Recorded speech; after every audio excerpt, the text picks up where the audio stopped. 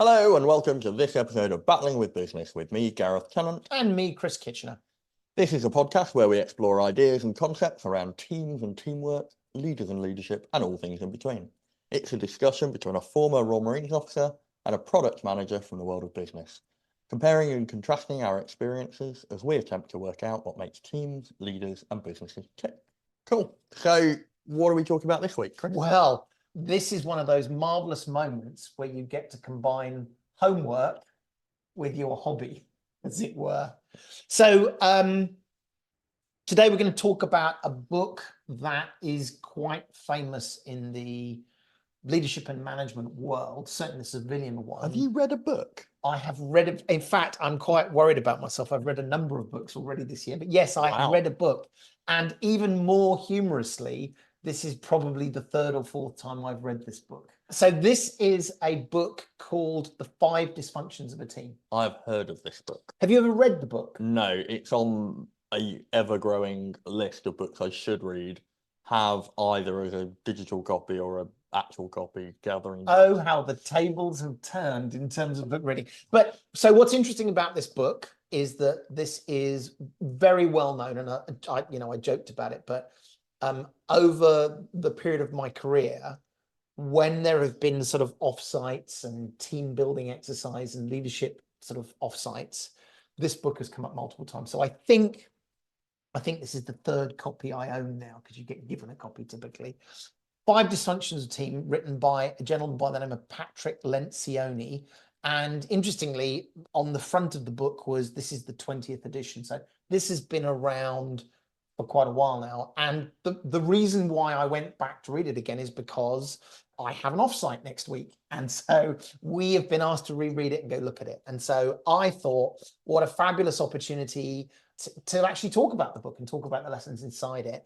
And hinting about what we might do later, I actually want us to do a follow-up episode where we talk about leadership books themselves. Okay. Because I think that's a fascinating conversation, which is how good are books? What do they do well? What don't they do well? So this week it's sort of the book review, as it were.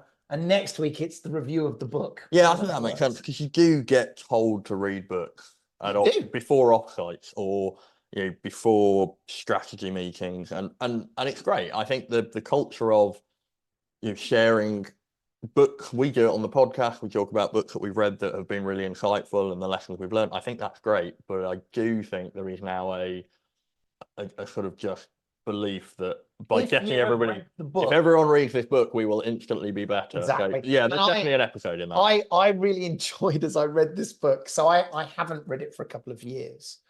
And as I was reading the book, as I say, this episode is for the people who don't have time to read the book. You're going to know what's inside the book. But as I was reading it, and I was looking at there's obviously these little moments of leadership. And I really enjoyed the fact that as I read it, I thought, hang on a minute, am I supposed to say this is a good piece of leadership, or are they about to lead me into a trap where it would be revealed that this was a terrible thing to do, which in itself is a really interesting sign. That it turns out there's lots of interpretations. Anyway, at the heart of this is about the importance and how to bring teams together. And this was at the very beginning of the book, it talks about why leadership and teams particularly is important. And I really enjoyed this. So I thought, before we go into the book, I'll start with this quote. And it is, at the heart of it, at the foundation of being a team, lies the most precious of all virtues and the antidote for all sin, which is humility. It is the ingredient that makes vulnerability palatable and creates the possibility of trust among human beings who are naturally inclined to self-protection. And this idea of trust keeps coming up through the book, and actually, I would argue, underpins a lot of what we're going to talk about here. I really like that. In fact, over the last couple of weeks, I've used this quote with my team, and I literally came off a call earlier today where I had two team members who were able to be entirely honest with me about a topic we were talking about. Yeah. And I walked away going, hey, that's what trust feels like, when they feel they don't have to sort of hide. So I thought that was really, really good. I really like it. And if the rest of the book continues in that vein, then I'm I'm a fan and I will go away and read it immediately. Well, you might. Here's a second quote as well, which I think is a higher level statement about why thinking about being a good team is important. And the quote is, "It all comes down to real people having the courage to sit down with one another and accepting the discomfort that is necessary to improve." As we go through, you'll hear me talk about this a lot, where this particular team goes through some very, very uncomfortable moments. And the point that one of the lessons of this book is, you're going to have to go through this discomfort before you get to the good stuff. And actually, one of the signs of a bad team is when people aren't willing to confront that discomfort and instead accept the status quo. So I thought those two things were a really good way of getting at the heart of what they're trying to get at. And by the way, good news, yeah, as much as I get a bit sort of flip-floppy about books, yes, this probably is a good book to read. I don't think it will answer everyone's questions and make all the world a better place, but as a fundamental parable about the importance and power of teams, yeah, it's a pretty good one. So let's talk about the book. And I'll drive us through here, because what I think it's worth doing is, frankly, giving you the summary of the book. And by the way, it's a very short book. It's written as a parable, so it's easily read. You don't have to sort of read pages and pages of people pontificating on the meaning of certain words. It literally is the simple parable. It's 220 pages. Okay. So honestly, and it's pretty big type. You can read this very quickly, which I'm sure is part of it. It's a book that focuses on a mythical startup called Decision Tech, and the introduction of a new CEO and the attempt by the new CEO to create a high-functioning team. So, and in telling the story, the parable reveals and looks at what the author feels are the 5 greatest dysfunctions of a team. So is Decision Tech, yes, is it a dysfunctional organization and they use that as the vehicle to talk about these dysfunctions? Absolutely. Or is this the example of what we want to be going after? No, so it starts as a dysfunctional company, and you hear both the parable of the CEO explaining what these dysfunctions are, as well as the story that unfolds around as an explanation. It'll all become clear. Sure. But yes, you are right. It starts as a very dysfunctional company. Rather than sort of slowly reveal them as they do through the book with building narrative tension, honestly, the dysfunctions are pretty well understood, and I don't think there's any surprise. So here are the 5 dysfunctions they talk about. Number 1, absence of trust. Yep. Number 2, fear of conflict. Okay. And obviously we should talk about what conflict means. It doesn't mean fear of punching someone in the face. Fear of conflict is the fear of saying, I don't agree and we should talk about that. Lack of commitment, i.e., when we say we will do a thing, we will do a thing, and then leads on to the 4th one, avoidance of accountability. And 5, inattention to results. We'll come back to this, each of these, and we'll go through them. Yeah. But at the end of the book, there's not only the summary of all of these, and we'll probably do this at the end. He talks about what absence of trust looks like and what the presence of trust looks like. And actually in the book, and I won't spend as much time, he actually talks about the things you can do, both obviously in this case to identify them, but also things you can do to rectify them. So there's some really simple things. As I say, this isn't the tome that will solve all the world's problems, but frankly, this is a pretty good place to start. And even if you've been doing this for years, it's pretty good. And I'm almost bleeding into the next episode where we sort of critique or at least address the world of books. There is a huge industry around 5 dysfunctions. There are people, consultants who have often offer content around this topic who train you on it. So this is the whole 5 dysfunctions thing is a huge thing. And in fact, I think there's a range of other books, the 5 things of, so we'll get there. Has it become a bit of a cult? The cult of the 5 dysfunctions? It's a really interesting question. I would imagine there are culty bits. Yeah. And there are not culty bits. What do I mean by that? Yes, I'm sure there are people who treat this like this is tablets found on the mount. But honestly, if you take it as it is, which is some really thoughtful, sensitive things, it's all fine. it's how you take these things. But again, this is going back to how you treat these books.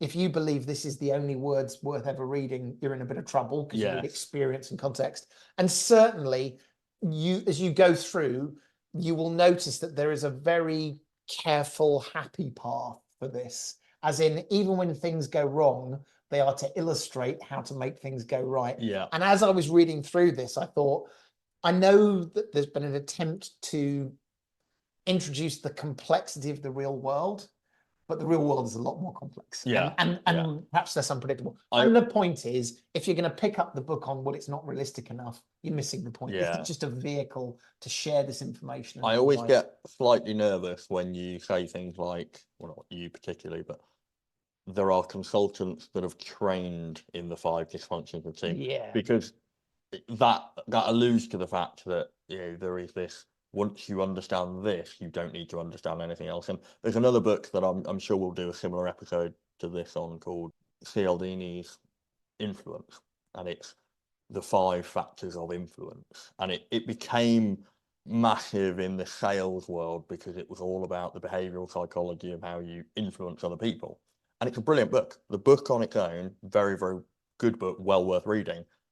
The problem is people then took that and said, you don't need anything else. And also, it's a book, so it's very surface level in terms of explaining the actual deep psychology behind it. And people took that and went, you don't need anything else. Once you've got these 5 principles, once you understand how influence works, you can sell anything to anybody. And people now, there are consultants who've trained in Cialdini's influence technique, you know, and they sell it like snake oil. So I'm always a bit nervous about these. I mean, I bet we can't resist it, and we'll start talking about this.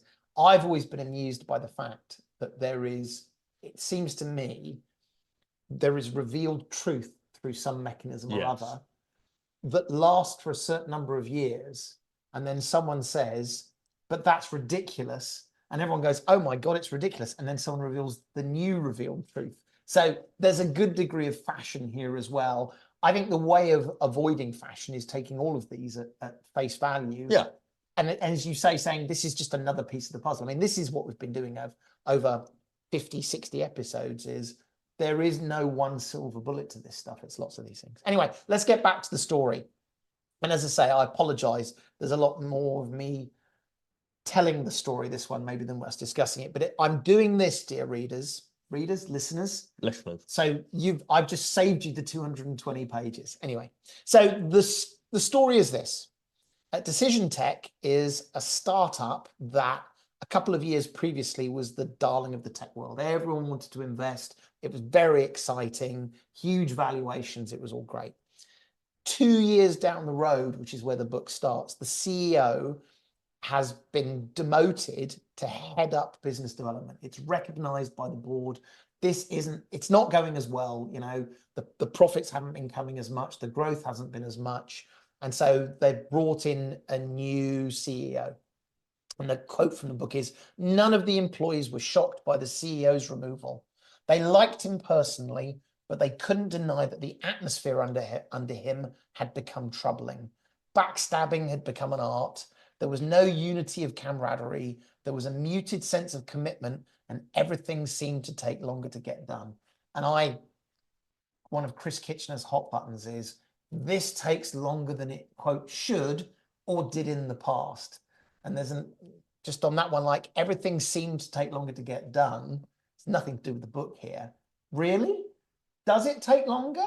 Has the complexity increased? Has things changed? Anyway, but the point they're making at the beginning of the book is, all is not well. It's time to bring in a new CEO.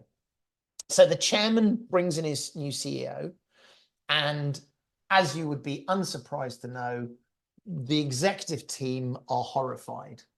The new CEO is old. This is an older person, not a young, thrusting tech person. Not dynamic. No major tech experience. I think they were involved in manufacturing or something like this. And the sense was they didn't fit the culture. There's a really nice thing here about, you don't understand our culture. We're special, different. There was a lovely touch and I'm very selfish here, they mention in passing that this new CEO had been in the military, and it's never touched on later. But I thought it was this beautiful attempt to give, secretly winking to the audience, well, they were in the military, so actually they're probably pretty good. But there you go. Well, of course they are. Of course. The chairman brings her in principally for her gift in building teams. This is a big thing, like, this is a dysfunctional team, we need to build it. And actually, she as a CEO, there's a bit in the book where she sort of pontificates about should she take this role or not. And actually, she feels that the lack of software knowledge is a good thing, giving her a different perspective. And this is a really interesting, this is a question for everyone, which is, should you hire someone with the domain expertise or not with the domain expertise? And in the book, they make a big thing of saying, how could you possibly be an effective leader when you don't know our business? And her point is, a good leader, it certainly helps if they know the business, but that's not what makes a good leader. Yes. So that was good. Start, as you'd be unsurprised to guess, rocky. And actually, she did something which I loved. It's going to be unsurprising. I like lots of these things because this is a book well thought out. You've also read it 5 times. I've also read it 5 times. They're old friends now. You know which bits to love. Yes, exactly. I know when to go ooh and ah and when to cheer and when to boo. But in the first 2 weeks in the book, she does nothing but observe. Yeah. And she actually leaves the old leader to drive the executive meetings. So you can imagine how that goes. They're both pleased because she's not messing with them, but they're also, I thought you were going to be the leader and I thought this old CEO was going to go. What is the point in you? But she comes away from these meetings and she identifies what she sees. She says to the executive team, and a lot of this book is set sort of in the executive team context where they're either an offsite or in the meetings. And she said, in the meetings, I see a number of problems. There were no arguments in the meetings, but the tension was visible. You know, we're touching on this idea of conflict. Decisions were, and I love this as a phrase, slow and uninteresting. There's a point later in the book which says, if you don't have an exciting meeting, you probably shouldn't be having that meeting. The whole point of meetings, they're supposed to be exciting. And she made the point everyone was nice and well-intentioned. Now, as a British person, the idea that there are people who are not nice and well-intentioned rankles me to the core. But of course, joking aside, the point is a business is here to get things done. I'm assuming this nice is and well-intentioned. an American author and an American fictitious company in America. Yeah, absolutely. Absolutely. But good.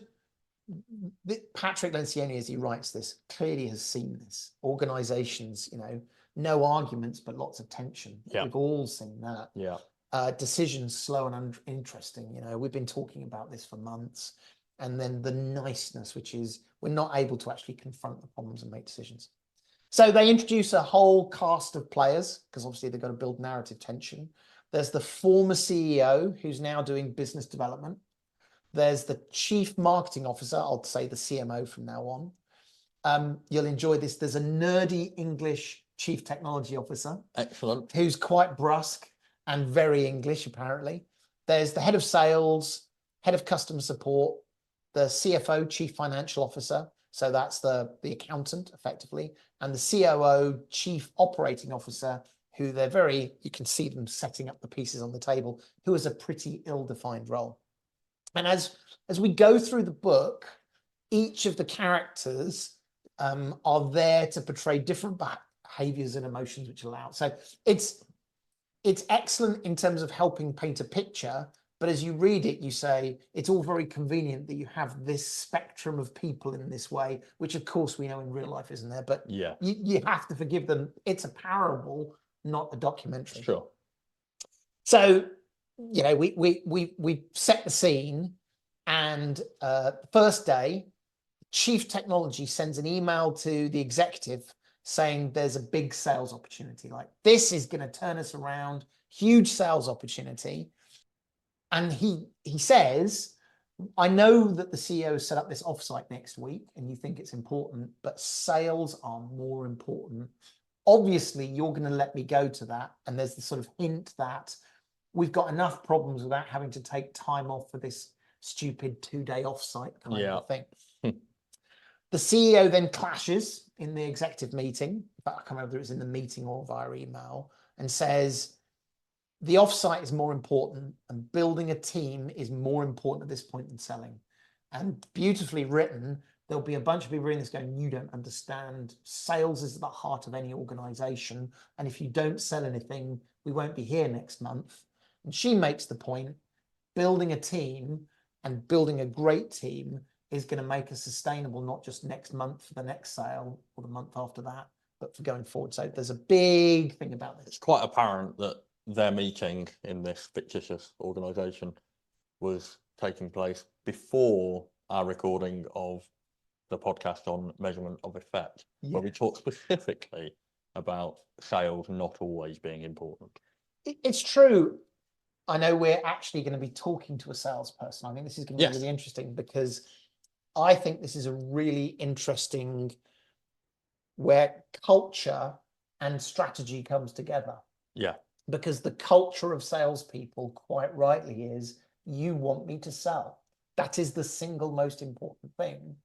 But as we're implying here, and there's an interesting nuanced conversation which we'll pick up on when we talk in a future episode, which is, but winning one more sale at the cost of the company failing means you failed. So that's a really, I mean, they did a great job here where, you know, the executive team are split. Half of them realize building a sustainable team is more important than the next sale. But so I think dragging this into a military context, the sort of cliched version of a sales executive that is typically an alpha male character. I've got this. Pinstripe. My team will get it done. Quite brash. Quite, you know, there are similarities, I think, in the cultural traits of sales, because we deliver, to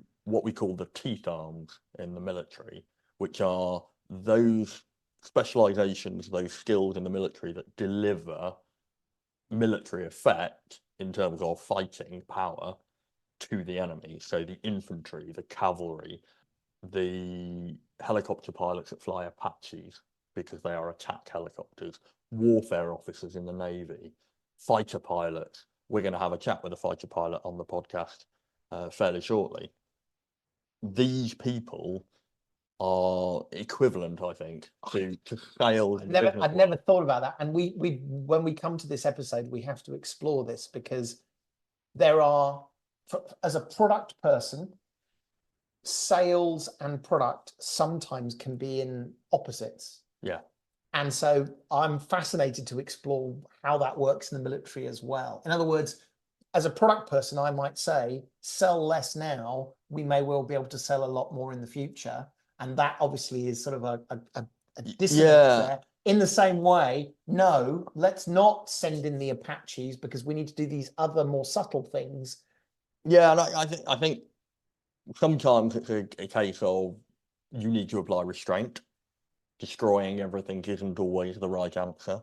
And sometimes it's a case of focusing on the other bits of the organization, because it only works if everybody works coherently, in harmony, and is supporting that, you know, principal strategic goal. And so there's I suspect as we go through this, you know, I'm going to keep in the back of my mind the idea that, you know, the sales people that are focused on, you know, delivering effect now are similar. Now I'm tarring a lot of people with a brush here. There are very nuanced. We're using a parable. Yeah, quite. But there are definitely traits in the military where you see this almost, well, of course, I'm in the teeth arms, so what I do is more important, rather than what I do is different, and we are all part of a wider I think it's really important to abstract that even more, because in my career, that relationship with sales has always been, conflict is the wrong word, but it's very easy to say your goals are opposed to my goals and vice versa. To abstract it higher, to make it simpler, is everyone in different parts of the organization have different goals and motivations, and it's the conflict of those goals and motivations that cause this and make it interesting. That's what you're trying to solve. In other words, it's not that there's a bad salesperson. It is that a person who's been given a mission and has a set of culture and values, those things don't necessarily match up to my culture and values, and how we resolve those and how we matter. So I think that's interesting. Anyway, back to the story. You know, the CEO has a moment of, am I the right person? But more importantly, the chairman picks up the phone and says, the executive team have called me and I'm beginning to wonder, were you the right person? And the CEO responds, I thought this was really good. It's a little bit parable, but go with me. She says to the chairman, a fractured team is like a broken leg. Fixing it is always painful, and sometimes you have to re-break it to make it heal correctly. And the re-break hurts a lot more than the break because you have to do it on purpose. I love this statement, which is, look, if you don't want to resolve this problem, I can make all of this go away and the business will fail. You hired me to build a team. They're not ready to be a team yet. I'm going to break some eggs. And there's a real sense of that as we go through. So I like that. And I think this touches at this idea of conflict as well, which is, you know, the chairman could have said to the executive team, well, clearly you're more important. I'll get rid of this person. No, the CEO is saying, we have to resolve this. It can't carry on doing what we've done before. So then we sort of shift to this offsite. And in fact, there are multiple offsites that we go through. But the point is, the CEO is saying this is a really important activity, which, by the way, I really agree with as well. It's really, I have experienced this myself, where we say, the CEO says we're going to have an offsite, or the, you know, my boss says we're going to do an offsite. We all go, we're really busy.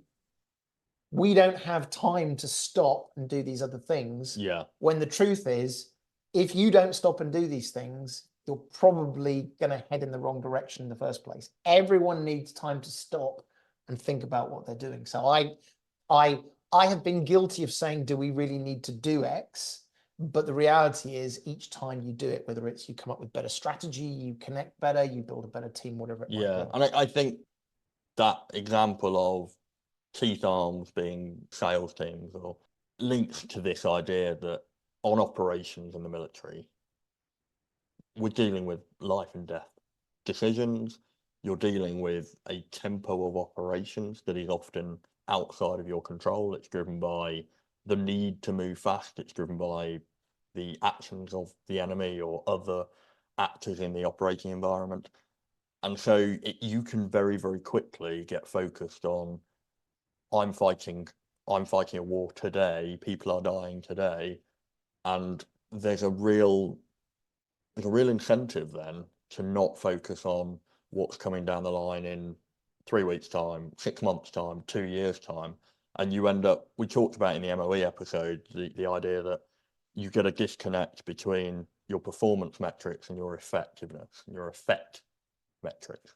And this idea that start counting the success of the Vietnam War on how many of the enemy you kill, rather than on the feeling of the North Vietnamese population. And so I can't think of an example that is more important than life and death decisions today, when it's so important to actually take a step back and take time to think about what's next.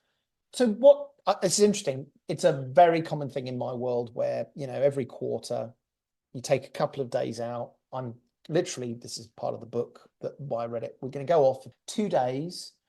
It's a combination of my product colleagues and my engineering colleagues, and we're going to sit down, we're going to do a bit of team building, think about strategy. Is there a military equivalent? Do you have team building days in the military? I've never thought about that. So there's two aspects to that. One is, in certain bits of the military, the army, for example, feels very different to the Navy, in as much as the army is either deployed on operations or they are doing training or capability development or home base activity. The Navy deploy on operations because every time you take a ship out, you're on operations. It's a dangerous environment. You're having to sail the ship. You're not necessarily fighting a war, but you are. And so there's a different approach, but there's this idea that when you're on operations, there are far less constraints, there are far less safety implications or safety constraints, and that sort of thing. And so you could argue that the peacetime exercising, training, capability development is a sort of, that's your space to do. It's interesting. Do you buy that? No. No, I don't. And I was going to go on today. As you were talking about it, it's like that sounds like a really convenient thing to say. Yes. Of course, we're special. Yeah. In actual fact, I think we are seeing more and more lessons from other organizations, other cultures creeping into the way that we do change. We talked at the Army Leadership Centre, a few weeks ago. They are thinking about leadership outside of the constraints of doing it, outside of constraints of being a company commander or a battalion commander, and thinking about what it means. They're having conferences, they're having discussions, they're bringing in academics. There is a lot more of this sort of stuff, and there are away days, offsites.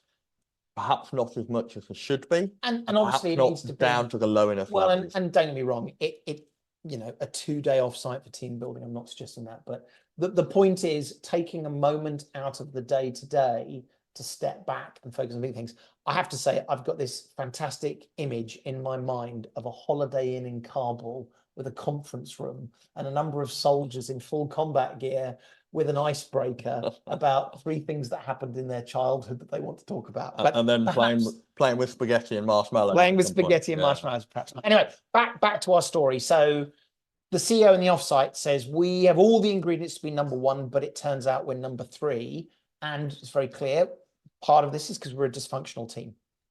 She also predicts rather than threatens that some of the execs won't want to be part of the new team, which I liked. This is not about her mission is to save everyone. Her mission is to transform a team and an organization. And the reality, there will be some people that do not wish to be a part of that mission, and that is okay. It is not personal.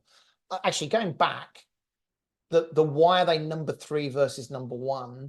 I think you would have lots of people argue that the reason for that is the dysfunction. Almost going back to the sales thing we said, well, the reason we're number 3, not number 1, is we haven't sold enough. Don't you understand? It's just as simple as that. We need to go and sell more to people.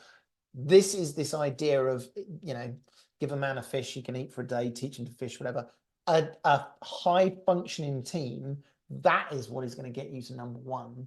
And it's the high sales are a result of that. Yeah, so I think there's an element though of, if you recognize you are not a functioning team, then you've done the hardest part. And straight away, they've got a hero character of this external woman who's been brought in who can confront them. I would say, in my experience, and I've been part of what I think are high-performing teams, I've been part of what are ostensibly dysfunctional teams, and it's very difficult to firstly recognize it in yourself, and secondly admit it. I was going to say, the thing about this is it's a new person coming in, who has space, and almost the mission is to fix this.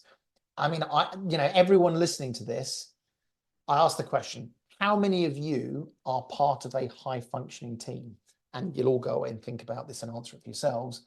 My guess is 95% of you will say you're part of a high functioning, because we all are proud of the teams we are in typically, unless they're in a terrible, terrible state. Yeah. So to your point, I think that is a huge challenge. They don't really address this in the book, but I think that is a challenge, which is, what does it mean to be a high functioning team? And as I say, at the end, there's a handy trust looks like this, whatever. Yeah. Or lack of trust looks like this. The reality is, though, life is never quite as simple. No. Most people can read some on one column and some on the other. Yes. Okay, well, where do I stand? But I think it's interesting when you say 95% of people will say they're in a high performing team because they like their team, they feel like they're successful. Leaders. Yes, absolutely.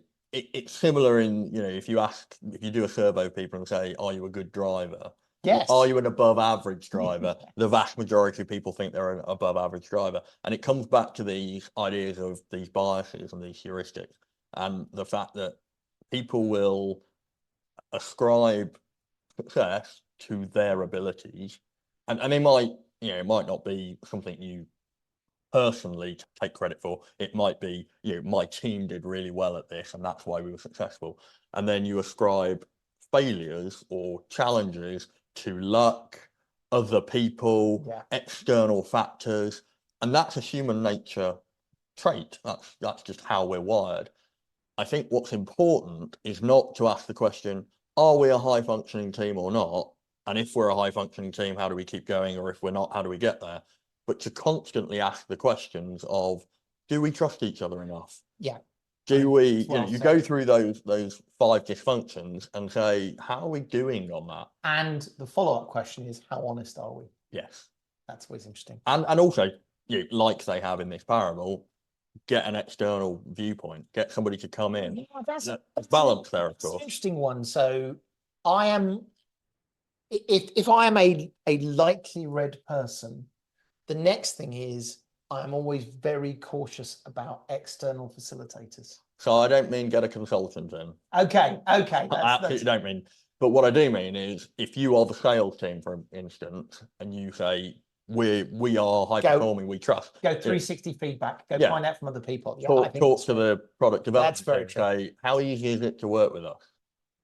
Off the record, let's have a pint, let's have that conversation. Not necessarily let's pay somebody a lot of money to come in for the day and test how high functioning we are. Although there is a role for that. He said, making sure you're not doing yourself out of business cards. But actually, I think that's a really, really good statement. And again, looking back in my career, I think it's very rare when another function has come to me and said, off the record, over a beer, honestly, how are we doing? Yeah. As opposed to, how are we doing? Oh, we're doing great, kind of a thing. That's honesty. Anyway, well, look, so she's set this up. She said, we're not a great team. She said, some of you, I suspect, are going to leave. And she tells the team about the 5 dysfunctions. And she starts with absence of trust. Great teams are honest with one another and can be trusted to admit mistakes and weaknesses. Yep. I'm not going to any more because over the last few minutes, we queued that up brilliantly in terms of do not take that one for granted, because actually, particularly because we're English, am I a nice person? You're a lovely person. And then you walk out of the room and you go, this is a terrible person. You've got to be honest. But it's not about, pleasantries. It's not about, am I nice? It's about effectiveness. Can we effectively communicate? But we've talked a lot in previous podcasts about how you build trust, why trust is important, mutual trust, etc., etc. So I don't think we need to dwell on it. We need to recognize. So in the book, there's a debate when people say, why do you think there isn't trust? And then beautifully done, as if they'd written this as a parable, they all don't agree with one another. And she says, there you go, there's my proofs, that's fine. At this point, for dramatic effect, the crotchety English CTO opens his laptop and appears to check out. And the CEO is very angry. He's like, you're not engaged. And when challenged, he says, I'm writing notes. And they're all, and the CEO says that she has 2 rules for offsites, which I like, because this has been my life. You need to be present and you need to participate. So anyone who has ever worked with me and anyone who might work with me in the future, when we do our offsites, close your freaking laptop. Unless you literally are taking notes and you don't do it on your phone or in a notebook, but it's a big thing. The CEO then runs an exercise where the exec talk about when they were a child or some other personal information as an exercise to have people learn more about each other and even learn a few surprising facts. This sounds really cliched. This is sort of the icebreaker. Tell me something that made you the person you are today. Tell me something. There's loads of these that you can find. I used to be slightly dubious of these. And of course, when done well, they can be incredibly uncomfortable that you are revealing something which arguably shows a vulnerability of weakness. I did one once where 2 of the executive burst into tears as they talked about how he had been poorly treated as a child, another about his family situation. The whole point of this, though, if done well, is about learning more about your team members outside the day-to-day. Yeah. Learning more about them as human beings and building some vulnerabilities and some trust. So this is one that, again, I'm going to say as an English person, we feel a little bit uncomfortable about. And for some reason, I found my American colleagues are more comfortable about. This is actually way better than it sounds. You get so many people going, well, this is all hippie nonsense. No, no, no. This is genuinely about building trust and saying, I didn't know that about you. So hugely valuable. I think, again, bringing it to the military, this is something where there is a perception of, because of the job that the military does, because of the roles that we fulfill, there is this kind of external belief that Superman. we don't have room for emotions, and and actually, I think this is something the military does very, very well, because we put people in positions where you can't avoid understanding personal details about people. You can't, you are living in such close proximity for such long periods of time, whether it's deployed on a ship in the Navy where you are sharing bunk spaces for months on end, whether it's living in a fire trench as an infantry, whether it's going through basic training where you may well be using communal showers and you've got 30 seconds for everybody to go through the shower. You end up in these situations where, by virtue of the conditions, you're honest with each other, you're vulnerable with each other. And so I think there's this external sort of Hollywood version of the sergeant major who's tough as old boots and shouts at everybody, and discipline, and all of these things, and we're all trained to be robotic killers. And the reality is, actually, what makes us good when we are good is that, not as an icebreaker in a offsite, but by the conditions that we find ourselves in, we have to open up and we have to be honest and vulnerable with each other. There are nuances to that, and there are times where you work with people you haven't worked with before, and there are all the normal organizational challenges and problems. But when it comes down to operational teams, they know each other well. And Waitman's episode about being a small team commander in armored vehicles, I think, highlighted that very, very well. Well, look, we come up to the point, they're just about to go for dinner. And so why don't we take a very quick break and join them at dinner? Did you see what I did there? Build a bit of narrative tension. Okay. See you after the break.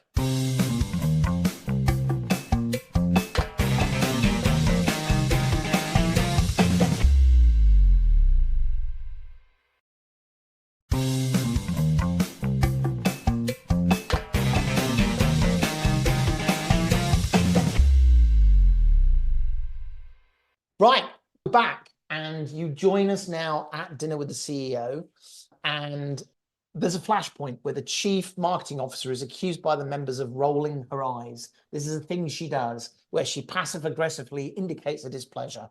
And then when people call her out on it, she goes all quiet, and this isn't good. There's a real hint that she's going to quit because she's better than them and she doesn't like this. But the next day, back at the offsite, the CEO talks about absence of trust and says they need to overcome the need for invulnerability, and as an exercise where the team share more personal information. Team starts to open up, share their weaknesses, engage in other people's weaknesses. They're like, I don't think you're weak that way, or whatever.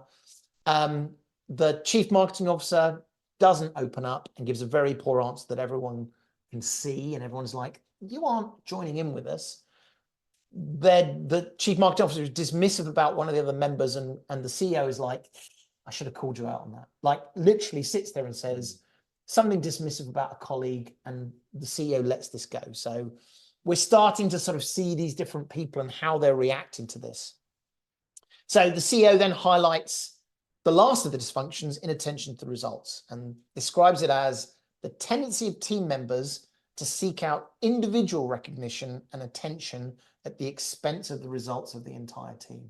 Yeah. Really, really, what do you mean by inattention to the results? Is it all about me, or is it all about the mission? Is it all about team? A little bit of Adair's balls there.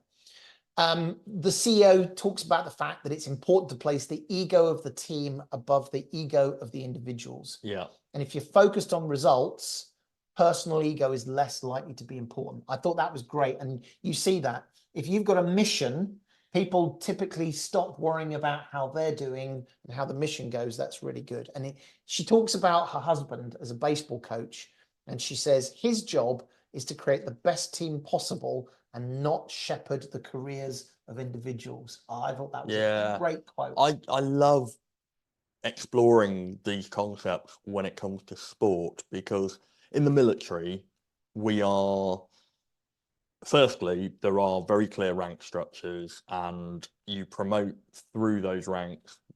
Tied to those rank structures are fixed salaries. So there's none of the need to impress the boss because it's negotiation time, or there's none of that. There is, of course, promotion, and you want good reports. So there are getting the right job. And there are, so there are definitely some of those dynamics, but it's far less of the performance review is related to pay at the end of the year and bonuses and all that kind of stuff. In the sport world, where this is often done very, very well, they manage to combine something like a baseball team or a football team, where the team has to work together. It's all about the passion for the team's performance. And yet you've got superstars commanding superstar salaries.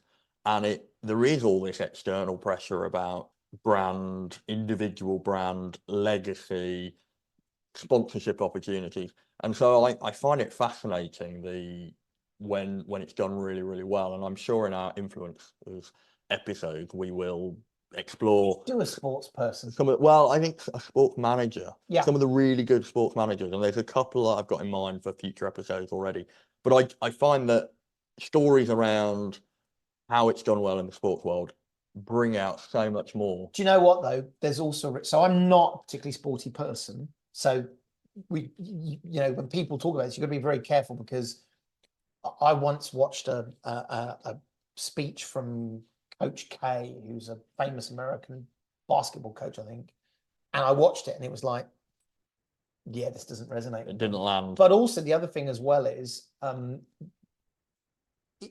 think there's a risk that you also infer your own lessons based on your own perceptions of the sport. So anyway, it's like everything. Yeah, that's very true. I think you got to be careful. Anyway, back to the meeting. So the CEO asked the teams to create a set of goals that will lead them to profit.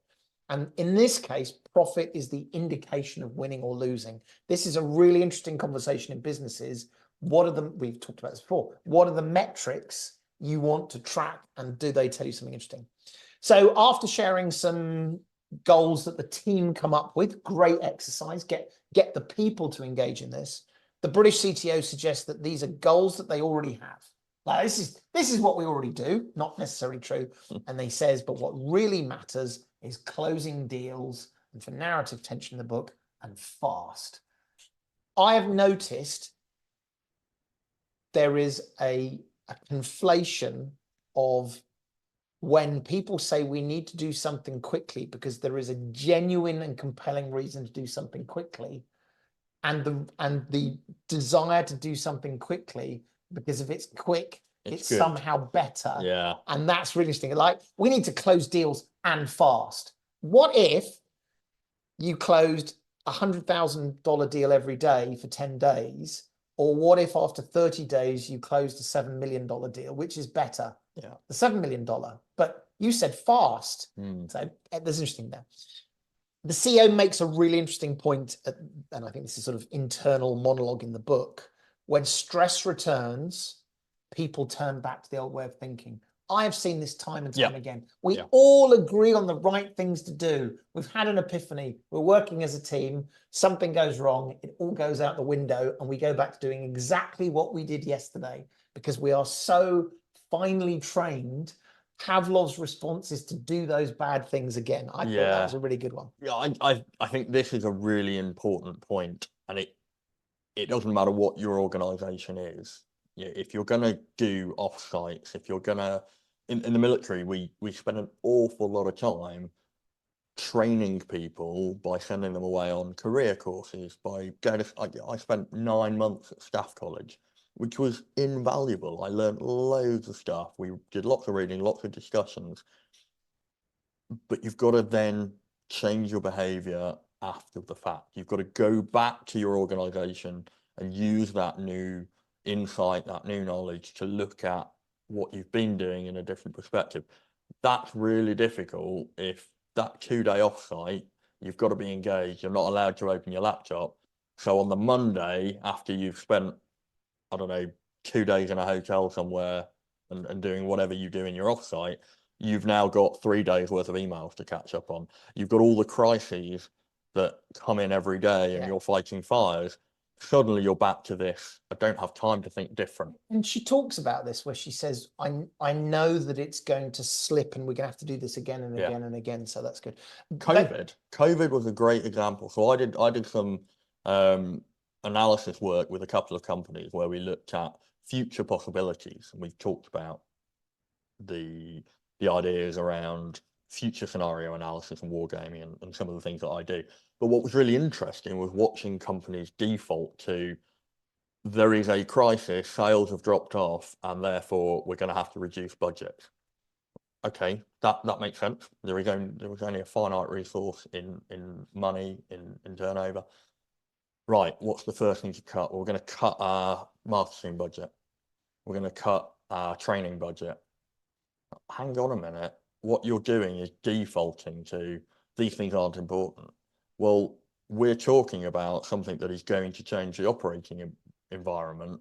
So engaging with people external to you is going to be really important. And it's going to be a different operating environment. So training people in how to deal with that is really important. And the two things that are going to get you there, you've just cut. Somehow you think that you're going to get out of this problem by cutting costs on the things that are going to change you. And it's absolutely human nature again that, you know, when things are tight, we close down, we do the things that we're comfortable with. We forget the things we've just been talking about and we revert to sort of some of the tropes. So it's interesting. So the exercise she did was she sits down and says, let's talk about some goals that we can measure. And there's a bit of one of the team says, well, this is what we've done anyway. Very quickly, it devolves into an argument, and it turns out from person to person, they were never interested in anyone else's goals. Yeah. It was only their goals. And not only that, but they always believed the problem with the business was someone else's problem, which is a little bit of what you've just been saying, which is, you know, our goals were great and we always delivered on them, but we failed in terms of profit because marketing let us down or engineering let us down. Really interesting. And the CEO goes on to point out that if everyone understood, discussed, and cared about all the results, they could make better decisions about changing direction. So the point she made, which again, for a man who hasn't read the book, you certainly know how the rhythm of this book is. If we all understood our goals, someone might say, you know what, I've got a number of engineers. Our problem is we need to communicate in a different way. What if I take 3 of my engineers and I take the budget for those engineers and we convert them into marketing? I've never thought how I could solve your problem. I've always thought about how do I husband my resources. Yeah, and again, we've in the past talked about the need for cross-functional communication, sharing of lessons, identifying of opportunities, and I think this will be the 4th time I've mentioned Stan McChrystal's approach to changing the culture of US SOCOM, so Special Operations Command, where he put analysts in the strike team. I think it's so important. Strike operators, so the big guys with the massive muscles and the ZZ top ears and the shades, into the analyst teams where they were like, I don't get this, you're all technical, I shoot people in the face. But actually, by forcing that cross collaboration, they all collectively grew in empathy and understanding, in opportunity. Well, it's almost important. It's almost as if act as a team rather than a separate group of individuals or functions that are more interested in the success of their function and the goal. Yeah, and Stan McChrystal's book is called Team of Teams, because it's about recognizing. We should do that. We should absolutely do that book. So the CEO then comes back and says, people keep talking about in the group that they're a political company. And she talks, I love this definition of politics because I use it incorrectly and other people don't, which is politics is where people choose their words and actions based on how people will react rather than based on what they will think. Now, I agree with that, as in, I'm not going to say something bad because I don't want to offend Bob, or I'm going to say something good about myself because I want the CEO to think I'm a good person. I would almost take some issue with this, which is, but I want to choose my words and actions not based on how people react rather than what they think. I want to choose my words and actions based on how effective they will be. And I think there's a very narrow line between those two things. I was having this conversation with my team today, which is with the personal narrative, episode number 3. There's lots of people who think this whole personal narrative is all about being, this was great, this was a term he used, flash heart. In other words, I'm the coolest, most awesome person in the world, look at me. And my point, which I think he took on very well, was, yeah, but there's a different way of thinking about your words and actions based on how effective you want to be. And so there's an interesting there. Head of sales is impatient. I think just before we move on, there's an interesting counter argument to this idea, in that there is a time and a place to be political. There is a time and a place to also be sympathetic to other people's emotions, to be sympathetic to other people's perspectives. And in fact, I would argue that some dysfunctional teams are dysfunctional because they're not. Well, they don't do it enough. They don't do it enough, or they do it too much. Absolutely. Yeah. I think if we're going to do reviewing books as a regular thing on this podcast, then perhaps we should review Machiavelli's The Prince. We should, because people don't have time to read all of these books. That's very true. But it's a classic, and it's one of the books that everybody quotes and no one's read. But it's a very, very good book that highlights where actually, the term Machiavellian comes from, this idea that sometimes there's a time and a place to gain power by being political, by understanding who you're influencing, by understanding who you're affecting. The important thing is, as we've already mentioned, you've got to link it to what are the organization's goals. Yeah. So it's about creating the incentives to make sure that if people are gaming the system, if people are being Machiavellian, they are doing it with the right people for the right goals. I've got to be really careful, because the term Machiavellian comes with negative connotations. Well, this is about controlling narratives and influence. And no one will deny that influence is not an important trait. So if you are brutally honest to the point where you don't have any restraint, there's a chance that you're actually going to be quite damaging in a team. I think we should slow down and talk about this in a different episode, because there's such a nuance here. And I'll boil it down to, and this is an extreme that everyone will bang their heads and say, no, that's rubbish, Chris. Are you doing evil for evil, or are you doing evil for good? Yeah. Or, I think there's a counter argument, or the counter point of, are you doing good that's having good effect, or are you doing good that's having evil or bad effect? I think it's the flip. You can be too nice and hide things, and that's part of the the bit at the very beginning. Stuff. Anyway, who knew? It's about balance. Who knew? Who knew? Well, when I was younger, I used to think I was pretty middle of the middle ground, and I used to think, oh, that doesn't half make me grey. I'm right in the centre of things. And as I've got older, I realise actually the centre is quite a useful place to be, because the two extremes aren't very useful. The something in the middle is the right area to be in, go a little bit left and right. I think that's the key thing. Being centre, as long as you're willing to change. 100%. But and willing to accept new information. See people who are so frustrated they go to either side. Anyway, I'm going to get us through. I'm going to get us through this. This is not an episode on populism. This is not. Okay, let's move on. So the head of sales is impatient and says, what are the other dysfunctions? So we revealed the fear of conflict that causes artificial harmony, lack of commitment that causes ambiguity, and the follow-up they talk about, which is the need to disagree and commit, and then the avoidance of accountability leading to low standards. So the CEO talks about how important it is to have healthy conflict, and there's a whole discussion about meetings and why you have to have interesting and what makes good meetings. This carries on, lots of good stuff, but then going back to the office, the CEO realizes that a bunch of good stuff has been reversed. The team aren't working and aren't trusting one another, but she realizes that this is the process. You can't teach people in 2 days to change all of these behaviors. So I like that as you have to have patience. You have to have your eyes on the long term. I feel that often in my day-to-day, where I see something and I think, shit, that isn't working. And this could be wrong, but there is an element of the goal is the long term. This will resolve itself. I have to keep my eye on the prize. Yes. And so, interesting. Potential acquisition comes up, and the CEO says, this is not the right time or the right fit. The COO then insults another member of the team and says to the CEO, while she might be good at teams and meetings, she doesn't know anything about business. There's a film in here, and this is Tom Cruise. You don't know about, anyway, something like that.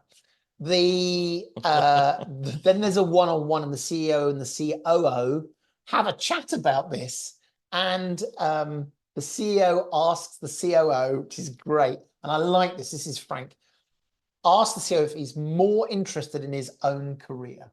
This is a guy who had moved his family, was brought in to do M&As, and so therefore the M&A was the most important thing because that was his purpose. And the CEO says, are you interested in your own career or the success of the mission? There's a good thing about honesty there. That person leaves obviously in a huff, but later starts to sort of show vulnerability, says things need to get better. And he says, I need to be helpful or I need to leave. And I want to be helpful. So, there's this someone's been saved. Beautiful. It is beautiful. Well, almost as if it was carefully written as a parable. At this point in this meeting, the CEO, people go, where's the head of sales? And the CEO reveals the head of sales has quit because, quote, he didn't want to waste any more time on offsites or sorting out people's business problems, personal problems.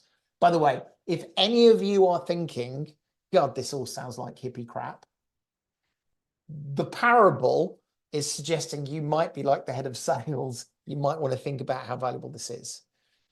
They then start to turn around. They say, who's going to take over as head of sales? And lo and behold, the COO who was saying, I want to be helpful, turns out they're a good fit. Then sort of the final thing is the CEO is getting their laptop fixed. And a random member of IT says, I heard about your offsite. I hope the chief marketing officer gets it for all that eye rolling. And the CEO is like, whoa, whoa, whoa, whoa, whoa. Who is telling their teams about what's going on here? And the point that they're making here is I had to take some time to think about this myself. The CEO says to the executive team, who is the first team? Is it the executive team or your individual functional teams? And she makes the point, the first team needs to be the executive. Like, the executive is your first concern. The idea that you go back to your teams and bitch and moan, no. They are not your most important team. And I had to stop and think about this because I am, I hope, fiercely loyal about my team. I love those guys. I want them to be successful. It felt uncomfortable to say they are not your first team. And actually, I think in terms of leadership, it was a good moment to feel uncomfortable. Like, no, the executive team is the number one team. It's interesting. The goal. I think I understand what the lesson here is being taught. I don't like the language that's being used.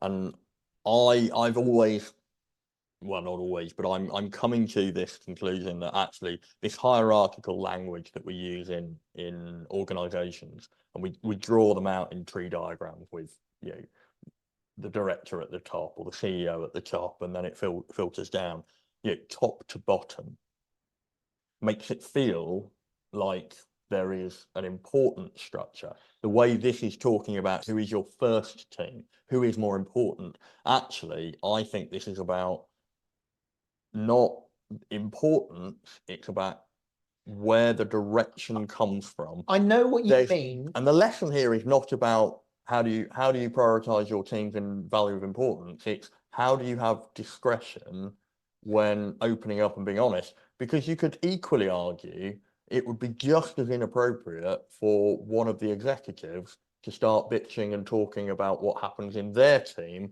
to the executive board. So this isn't about prioritization of teams. I interpreted this in a different way, and my interpretation was, and this is probably me, which is, as a lead of a functional group, I spend all my time with that group, and you naturally build that loyalty to the group. Yeah. And I think this was more about saying the assumption is everyone feels loyalty to their group. It was almost forcing me to kind of stop and say, to your point, the idea that you have to make a call between which is more important, which one suffers, that's actually, I don't think that's what they're trying to say. I do think they're trying to say being a member of an executive team is not, well, you know, you're a leader, so you're in the team and that's all great. It is the mission and working together as a mission. So I think that's important. I think it was more rebalancing rather than saying. And that's why I say I think I understand what they're trying to say. The language they use, though, I think is unhelpful. And I would argue that the important aspect of an executive team is, as we've talked about many, many times, you cohere that team of teams to the single vision, to the objectives, the strategic objectives. You're all trying to go in the same direction. My mountain analogy, you are, you know, doing your researching with the compass to work out where to go, to work out how far off course you've drifted because of whatever event. There's a subtle thing with that's really important, and absolutely every other team has to be directed strategically by the executive board, the executive body, whatever it is. And that's why I don't like hierarchy. I like the idea of a sphere, and they're in the center, emanating out to the edges of the organization. I think that's really well said.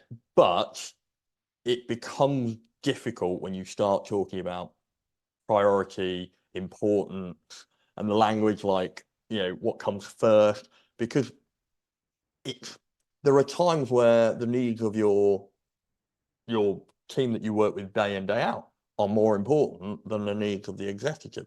In this case, where it's a dysfunctional organization, that's probably not the case. And I think it's the balance of those two. So you know, Patrick Lencioni, who I'm sure is listening to this. So absolutely. Hi, Patrick. Great to hear you think our podcast will listen to. I'm going to apologize to him. Honestly, that was probably more me taking notes from the book. I'm sure he's done in a more sophisticated way. Anyway, someone gets fired. I need to leave some mystery in there. You need to go read the book and find out who was fired, because it turns out they weren't very good. But a year later, they turned down an offer of acquisition and they've done really, really well. So hooray, they all win in the end. Hurrah. Last few minutes, this is just going to be reading straight out from my notes. But what I wanted to do was talk about what it looks like when, because I think this is really useful. So I'm going to go crack through these, and then we can sort of finish up. Absence of trust. The confidence that their team and peers' intentions are good and there is no reason to protect people. So members of teams with an absence of trust conceal weaknesses and mistakes, hesitate to ask for help or provide constructive feedback, hesitate to offer help outside their own area of responsibility, jump to conclusions about intentions and attitudes of others without attempting to clarify them. Happens all the time. Fails to recognize and tap into one another's skills, hold grudges, dread meetings, and find reasons to avoid spending time together. Trusting teams, admit weaknesses and mistakes, ask for help, accept questions and input in their areas of responsibility, give one another the benefit of the doubt before arriving at a negative conclusion, take risks in offering feedback and assistance, appreciate and tap into one another's skills and experiences, focus time and energy on important issues and not politics, offer and accept apologies without hesitation, look forward to meetings and other opportunities to work as a group. I know this is sort of, I've spun through those really quickly. Actually, go back and listen to those, because we said at the beginning, it's not like I'm highly functional, dysfunctional. You look at those and I bet there's a mix. And even within them, there is a nuance, like offer and accept apologies without hesitation. There's a bunch of stuff there. So that's good. That was number one, absence of trust. Number two, fear of conflict. Sticking to ideological conflict that focuses on concept and ideas and avoiding personality-based attacks. So that's what you should do to avoid fear of conflict. Teams that fear conflict have boring meetings. Episode, can't remember. Yeah. How to make meetings not suck. Create environments where back channel politics and personal attacks thrive. Oh, Yes. when things go wrong, Yeah. we all want to talk about why Bob is an idiot and it's Bob's fault or that group is an idiot. It's really, I every day think really carefully, what's the difference between constructive discussion about how we make our teams better versus what is pointing at someone and saying, well, if they did it differently, we'd all be good. Yes. Ignore teams that fear conflict. Ignore controversial topics that are critical to the team's success. Fail to tap into the opinions and perspectives of team members. Waste time and energy with posturing and interpersonal risk management. It's great words. I would add one to that as well, which links obviously to the honesty piece, but where it says ignore controversial topics that are critical to the team's success, I would say also fail to tackle where other team members are directly wasting capability. And what I mean by that is everybody knows that what Bob is doing, Bob does very well, but it's not relevant or it's not useful. And people don't want to tackle these things because we like Bob and we don't want to tell Bob that he's wasting a lot of effort. And so it doesn't get resolved. And what you end up with is inefficiency or calcification or, and it might be that actually Bob is just as frustrated that he spends all this time on this stuff. It gets asked for every week, but no one ever reads it or does anything with it. So I think there's that aspect of it, which is really, really important as teams are dynamic and they're operating in dynamic conditions, because things you do well aren't necessarily things you need to do. I'll throw one in as well if we're throwing ones in. Patrick, you can put this in the later edition and we won't charge you for it. Is fear to hold other people accountable. Yes. Huge one. Yeah. You didn't do that thing that you said you would do. Dude, it's really important that you do that thing. You did not. When are you going to get it done? Yeah. That's another one. We're very polite. You're bound to have problems. I get why you didn't get it done. I'm certainly not going to call you out. It's important. Yeah. Or taking that point a little bit further, or not, when people offer up excuses, holding them accountable that, get it done. Yeah. I don't want to hear why. And I think there's again a balance here of good teams accept that people have busy lives, they've got things going on outside. Good functional teams allow for individuals to make judgment about, I had childcare issues, I had to take my dog to the vet or whatever. But there's a misconception that if somebody says, oh, well, I didn't do it because I had childcare issues, that because they've mentioned childcare, you have to magically say, oh, well, that's okay then. Actually, what you want is conditions where people can say, I'm not going to be able to meet this because I have childcare issues that were unforeseen. Or there were childcare issues, and I've changed this so I don't have those issues. There's another one in that we're drifting off slightly, but this is one I feel quite passionately about, which is on that topic of holding people accountable. There is a flip side that says we're obviously talking about outcomes that people have committed to. Yeah. Is that outcome still relevant? Yeah. And I've seen that too many times when it's written down on a list. We've all done this. Like, we're going back to the minutes of the meeting. Have you done a thing? Yeah. And while most teams are quite good at saying, well, you haven't done it, when are you going to do it? You've got to do it.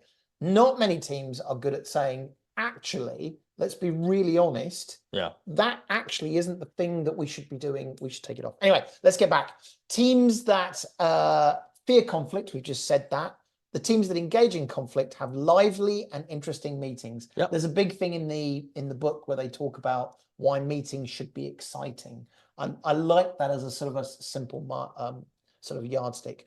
Extract and exploit new ideas of all the team. Solve real problems quickly. Minimize politics. Put critical topics on the table of discussion. And those things are all mutually reinforcing. So if you have lively discussions, it's because there is a difference of ideas and opinions. If you listen to everybody's views, you can come to some sort of consensus or an agreement on the way forward. So these things work together. And I'm thinking of an organization that I'm part of now does this routinely. I think quite healthily, we talk about what we're good at and what we're bad at as individuals. So, I'm quite interested in this kind of stuff. I'm quite interested in how we make the organization better. I'm very interested in how we understand our operating environment and where we've got to go in the future. I'm not very good at detail. I'm not very good at checking other people have done exactly what we said we were going to do and all of that. Yeah, and that's fine because we talk about it and we talk about the fact that I'm perhaps less risk averse than other people in the team, and therefore I need to be grounded. Other people are more risk averse, and therefore they need to be challenged to change. That's great. And we have those discussions and we find a healthy balance where I get grounded a little bit and don't get carried away. Other people get challenged to justify why they're not changing or not developing, and we move forward. That's really healthy. And I go into meetings looking forward to fighting my corner, having that discussion, having, the intellectual argument to say, this is why I passionately believe this, but being open to actually, I get it, but you're moving too fast, or you haven't thought about how it affects X, Y, and Z, or these people. And I leave meetings really clear about where we're going. And energized. And I go into meetings energized. And I'm not just saying this, the organization that I'm talking about, I am really happy working there. I'm working hard. I'm working too hard. We had a discussion about time with family, time working. I am doing too much and I need to find a better balance, but I'm enjoying every minute of it. And that's great. And that's because I enjoy working with the people that I have in that organization. And I enjoy the work because it's interesting and I am passionate. You said something a little bit back, which I think it's more of an observation rather than a technique or approach, which is when this stuff is going well, it is self-supporting. Yeah. In other words, each success as a functioning team helps enable space and the opportunity for the next success. And so it feels like it's about getting momentum with the team. And the question for me often is the momentum continuing to grow, which is what I want? Is the momentum stagnating? Don't want that, because I can take a good team and all of a sudden now they're getting worse. Yeah. Or is the momentum pointing, is it getting worse? When it's getting worse, it's hard because each time something bad happens, it's doubly worse and it's doubly worse and doubly worse. But there's something about you don't get from a poorly functioning team to a highly functioning team overnight. Yeah. It takes time. Yes. Actually, the goal is what's the next victory I can bring the team to give them the space to say, oh, look, I'm going to do more. I trust you more. Oh, I've got more space. So yeah, that's an important point. Yeah, and I think there are also lots of examples of teams that are in that high functioning space that then drift, and they drift because they become self-assured. Yeah. They lack the humility that was in that initial statement at the very beginning of this book and at the beginning of this podcast. And they start saying, well, we are a high functioning team. We are honest with each other. Do you know what? We can do these that things. Is so dangerous. And I've been in teams that have done it. I'm guilty of it myself. And I've seen it in teams where, especially, so the military comes with this, and actually the commercial world has brand and brand recognition, and we have cap badges, we have regimental histories, we've got battle honors, and there are teams that say, you know what, we are high functioning because we are the commandos. Of course we're high functioning, or we are the parachute regiment, or there's in the words of a great philosopher, what have you done for me lately? Yes. Yeah. That's Janet Jackson, by the way. Good knowledge. Wise word. But it is the point, which is it's so easy to say either we were great and therefore we must still be great. Yeah. Or this is another one. We have measured ourselves against metrics that we were successful at, and therefore we must be great. Yeah, but what about these other metrics? Yeah.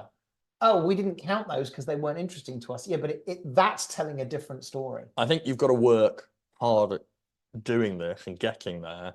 You've also got to work hard at staying there. Yeah. Last couple of ones, lack of commitment, the inability to gain clarity and buy-in at the risk of gaining consensus. A team that fails to commit. I'm actually going to just pick a few of these just because otherwise it will take another half an hour. Creates ambiguity amongst the team about direction and priorities. Breeds a lack of confidence and a fear of failure. Revisits discussions again and again. Encourages second guessing amongst team members. But a team that commits creates clarity around direction and principles. Aligns the entire team around common objectives. Develops an ability to learn from mistakes. Continuous improvement we talked about. Moves forward without hesitation. And this last one, changes direction without hesitation or guilt. I see so much. There is poor change of direction and there is good change of direction. If you've done it poorly a number of times, whatever direction you change, people assume it's another poor one. So if you can get to a healthy place where doing X yesterday, but now doing Y tomorrow and bringing people with you, that's powerful. Yeah, and I think apathy and lethargy breed apathy and lethargy in others. So you can have really passionate, enthused people, but if people around them don't want to engage, don't want to challenge, you quickly become, you bottle that energy up, and then eventually you just start, expressing it on things outside of work or outside of the team.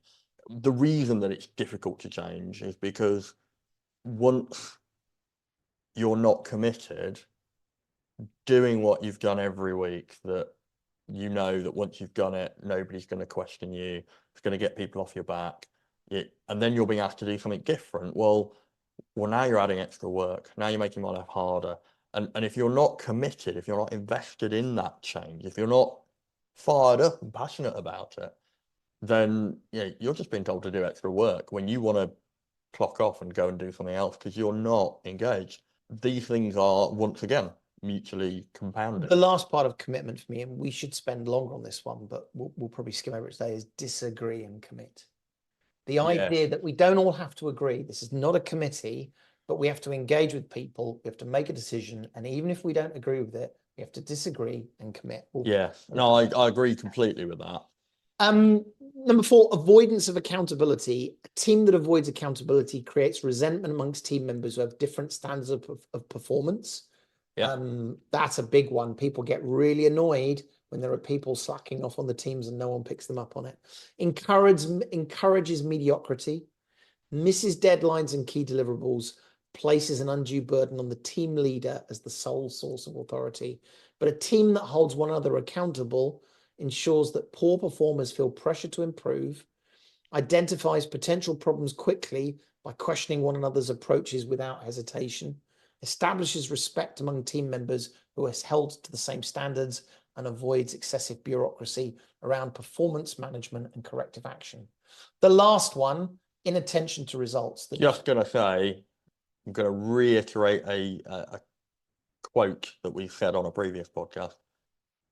The standards you walk past are the standards you accept. I have used that so many times in the last few months. It's now one of my favorite quotes. It really is. And it was an Australian general, right? It was. I can't remember which one. I can't remember his name. I thought we were going to do that. No. Last one. It's inattention to results. The dysfunction of a team who are focused on personal or individual objectives rather than collective goals. So a team that's not focused on results stagnates, rarely defeats competitors, loses achievement-oriented employees, encourages team members to focus on their own careers and individual goals, and is easily distracted. But a team that focuses on collective results retains achievement-oriented employees. Winners want to stay with winning teams, minimizes individualistic behavior, enjoys success and suffers failure acutely, benefits from individuals who subjugate their own goals and interests for the good of the team, and avoids distractions. So at the end, there was a really good little sort of note at the end for me. This is a quote. As much as information is contained here, the reality remains that teamwork ultimately comes down to practicing a small set of principles over a long period of time. Success is not a matter of mastering subtle, sophisticated theory, but rather than embracing common sense with uncommon levels of discipline and persistence. And I love that because we'll talk about this in this next episode about 5 Dysfunctions of management books. This was the safety catch for me for this whole book that says before people start getting excited about 30 slides about teams that are focused on results or not, actually, it's not about clever, subtle, brilliant theory. It's common sense and being disciplined to enforce that common sense. I love that. Brilliant at the basics. Brilliant at the basics. Yeah. On that note, I've cheated and I've looked it up, but we then. should definitely reference it. So it was Lieutenant General David Morrison, who was Chief of the General Staff of the Australian Army. I think at this point we say we should get him on the I mean, if we could, that would be brilliant. We should say this in a way that implies we are, and then one day someone will say, I heard they said you should be on this podcast. We'll do that. Look, thank you for sticking with us. I hope that was okay. That was a little bit longer than we normally do, but as I say, I read Five Dysfunctions of a Team, so you don't have to. But hopefully that was interesting when we interspersed our thoughts in there. It is a good book. Please do go to wherever you buy your books and go buy Patrick Lencioni's Five Dysfunctions of a Team. And he's written a whole load of other books as well. Simple, easy read, practical, simple, for people who are brand new to leadership and team building through to experienced people. We are on Twitter. Please let us know what you think about the podcast, Battling with Biz. We're on email, battlingwithbusiness@gmail.com. And as we are told repeatedly, to help share this podcast with other people, please subscribe. Please tell your friends. In fact, if you haven't done it, we would love it if you would write a review of us as well. That helps as well. That was a bit of a trot, Gareth. I hope you enjoyed that. You're going to go and read the book now, aren't you? Well, yeah, it's a dilemma because you've given me enough that I feel like I can probably push it to the bottom of my queue. But actually, I'm really interested to read the parable that you've explained, and then come back to you and tell you what I really think. And tell me how I missed. Thank you for that. That was really interesting. Excellent. Well then, and look forward to at some point in the future. I've even thought of the title of the podcast, Five Dysfunctions of the Management Book, where I want to have a slightly different talk about actually management books. We've already touched on it today about you've got to be thoughtful about how you take these books and where their strengths and weaknesses are. But anyway, That's enough for today. Thank you very much. Thank you for listening. Thanks very much. We'll see you later. Cheerio.